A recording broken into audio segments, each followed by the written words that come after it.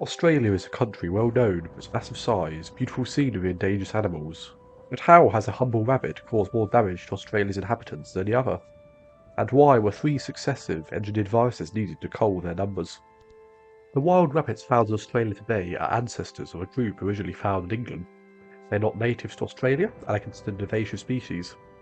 So how did they get there, and how comes they thrived in such an inhospitable landscape?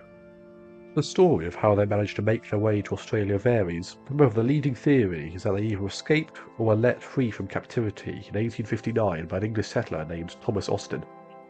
This theory proves likely as genetic profiling links the invasion of rabbits back to Austin's birthplace in England, as well as the fact that they're further from the landing place of the ship, the greater the diversity of selected rabbits, and the more genetic traits commonly found in rapidly expanding populations were found to occur. The rabbits had travelled over the seas in a fleet of boats to be used as food for the recent settlers. They were comprised of 13 rabbits, 6 of which being wild and 7 being domesticated. Brought to fill the numbers as the wild rabbits were proving rather elusive to hunt. These 13 then became 24 rabbits after a long boat journey on a ship called Lightning as they bred amongst themselves. Whilst Austin was not the first person to introduce rabbits to Australia, 5 of the animals had been aboard the first fleet of British ships that reached Sydney in 1788. At least 90 more importations were made over the next 70 years. It was these descendants of his 24 rabbits that had come to dominate the continent. This combination of both wild and domesticated may have provided the advantageous genes necessary to thrive: the tenacity of the wild rabbits and the rapid breeding of the domesticated European rabbits, for they can birth more than 4 litters a year, which typically consist of up to 8 kits of baby rabbits in each litter. The released rabbits had typical features only found in domesticated populations, such as a tamer behaviour, fancy coats and floppy ears. This proves that they were originally from a long-established ancestry of tamed rabbits. Soon after the release of these 24 rabbits, thousands began to appear in the wild, and many newspapers reported on the sudden surge of a previously unseen animal. They could not have predicted that within 70 years over 10 billion rabbits would be found throughout the continent. A horde of rabbits ran 80 miles in a year, an average speed of 350 metres a day in all directions. They destroyed millions of acres of farmland and fields as they went. Their massive numbers, combined with lack of natural predators and diseases, allowed them freely to destroy the low-lying bushland. As a rabbit owner myself, I can attest to the massive appetites of these creatures. The destroyed bushland no longer held together the arid ground, and without them the soil was fully susceptible to erosion from the elements, preventing the absorption of water into underground reservoirs. Both the reduced amount of water and arable land began to affect the larger trees in the area, and this led to massive die-offs of plant life impacted, both the livelihoods of farmers and the state of the natural region around where the rabbits began to spread. So how did Australia attempt to stop this growing tide of furry mammals? The growing numbers of rabbits become so large that farmers and residents of affected areas began to report of massive losses in productivity and natural biodiversity of the affected regions.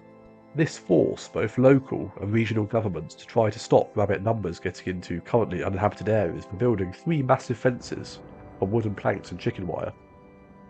The fences took 6 years to build and stretched a total of 2,000 miles, which is 1.3 times the distance from London to Moscow. And each kilometre of this fence cost $250, which would now be valued at $21,000 today's money. This adds up to a total of £53 million in total cost.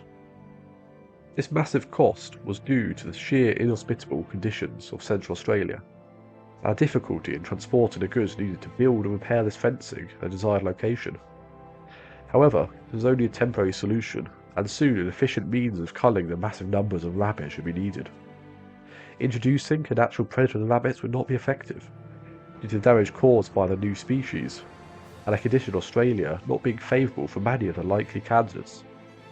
So it was decided that a biological weapon would need to be deployed. The myxomatosis virus, which you may have heard of, was thus engineered into life. Being much more deadly and transmissible than its natural counterpart, this souped-up virus had a near 100% mortality rate, and was dropped over many of the more populated areas. Myxomatosis causes severe swelling, lethargy, and anorexia, and most rabbits infected by it tend to die within 14 days, often from secondary bacterial infections due to immunosuppression.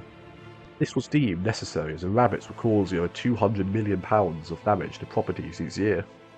This wreaked havoc on Australia's native plants and animals. In less than 3 months, it had spread 2,000 kilometres and killed nearly 99% of infected animals. However, it was too effective. In 1952, the virus reached France, and later, in 1953, it reached the UK, leading to similar devastation in these countries. Even now, over 70 years later, all domesticated rabbits are still at risk from this terrifying pathogen. However, a small fraction of these rabbits survived the virus. Whether due to luck or natural immunity, they survived and bred, passing on their resistant genes to their offspring. This sudden resistance was so pronounced due to a few factors. Firstly, the massive number of rabbits, the large variation in species, and a very high mortality rate, myxomatosis, led to a particularly intense period of natural selection.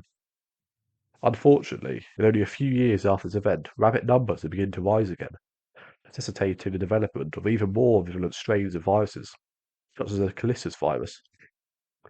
Even though newer strains are always necessary due to viruses becoming less virulent over time, the speed at which this new iteration of virus needed to be developed was very surprising to the government at the time.